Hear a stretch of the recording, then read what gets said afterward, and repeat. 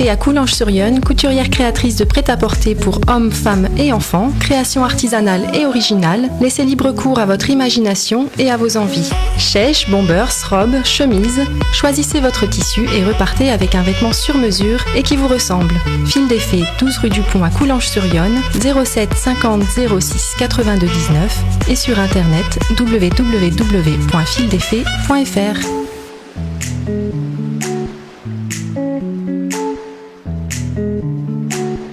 Bonjour à nos auditeurs de Flotteur FM. Ma chronique d'aujourd'hui portera sur la symbolique des couleurs. Chaque jour, nous constatons que la vie est constituée d'une infinité de couleurs. Face à cette exubérance chromatique, notre vocabulaire est forcément limité. Comment exprimer à travers quelques centaines de mots toutes les nuances de lumière qui peuplent notre quotidien ?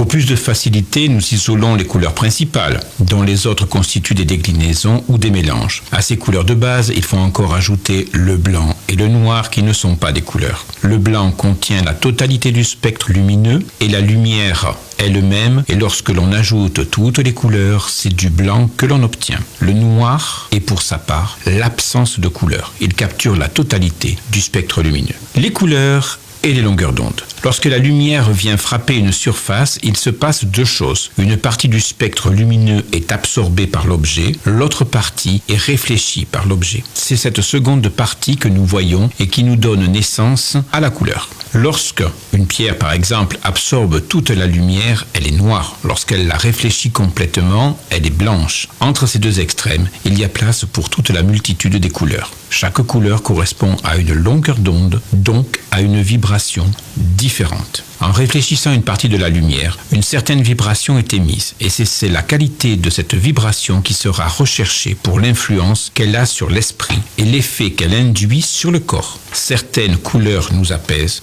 d'autres nous vivifient. Suivant ce que l'on recherche, on va choisir une certaine couleur. Un colérique évitera les rouges, quelqu'un de trop irréaliste, les jaunes. Signification et symbolique de la couleur. La signification des couleurs est différente selon les cultures. Les couleurs primaires, bleu, jaune et magenta, avec ces trois couleurs, on peut créer l'ensemble des couleurs du spectre lumineux. Les couleurs secondaires, le vert, l'orange et le violet, les couleurs secondaires sont composées du mélange des deux couleurs primaires opposées.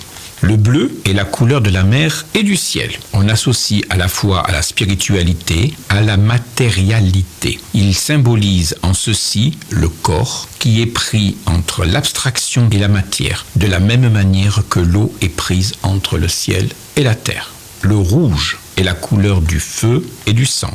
C'est la couleur du dynamisme, de l'énergie, du courage, de la force. Elle n'incite pas à la réflexion, mais à l'action.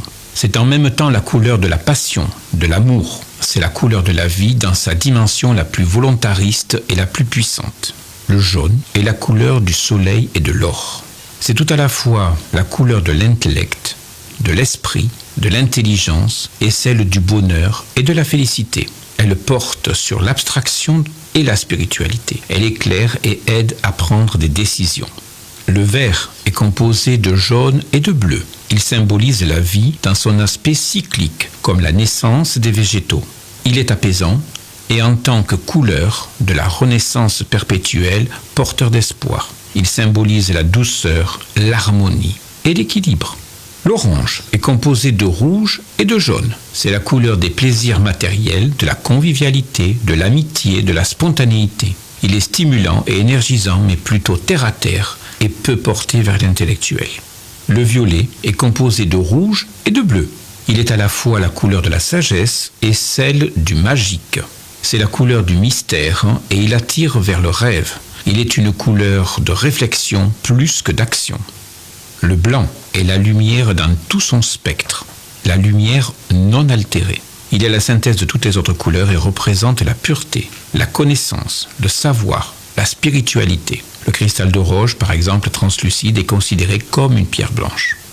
Le noir est la couleur qui absorbe toute la lumière. Elle est à la fois protectrice, rassurante, le symbole des ténèbres et de la mort. Elle retient toutes les lumières en elle, elle est profonde, épaisse et dense. Elle est la couleur du sérieux et du solennel. Le gris est la couleur de la nuance, du compromis, de l'équilibre entre le noir et le blanc. Elle est pragmatique et renforce les effets des couleurs qui, comparées à lui, apparaissent d'autant plus vives. L'or et le jaune brillant. Il vivifie les qualités des jaunes et symbolise la richesse spirituelle. Il a un puissant rayonnement. Et l'argent, qui est un gris brillant. Sa richesse est discrète, mais sa puissance est grande et il possède un fort effet stimulant.